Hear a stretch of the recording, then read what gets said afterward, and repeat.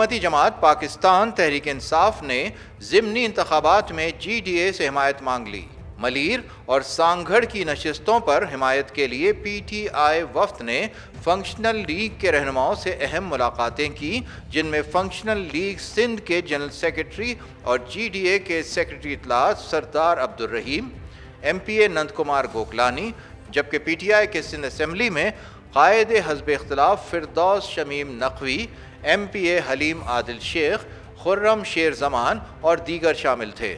ملاقات کے بعد میڈیا سے گفتگو کرتے ہوئے پاکستان تحریک انصاف کے رہنما فردوس شمیم نقوی کا کہنا تھا کہ سندھ میں 13 سالوں سے عوام پر جو ظلم ہو رہا ہے، اس کے خاتمے کے لیے تمام جماعتوں کو آگے آنا ہوگا۔ سندھ میں 3 نشستوں پر ضمنی انتخابات ہو رہے ہیں، جہاں جس جماعت کا امیدوار مضبوط ہوگا اس کو سپورٹ کیا جائے گا۔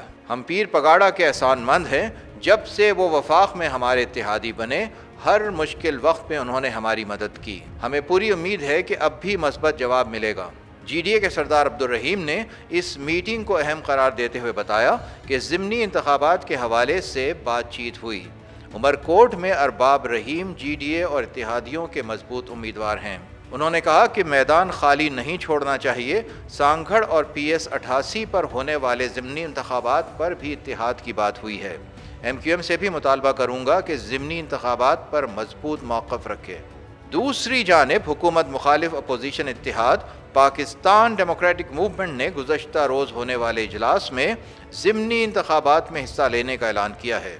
پی ڈی ایم کے سربراہ مولانا فضل الرحمان کا کہنا تھا کہ حکومت سے نجات کے لیے پی ڈی ایم پہلے سے زیادہ پرعزم ہے۔ 1 ماہ بعد استعفوں اور لانگ مارچ کی حکمت عملی طے کریں گے، ضمنی انتخابات میں حصہ لیں گے، سینٹ انتخابات سے متعلق فیصلہ بعد میں کیا جائے گا۔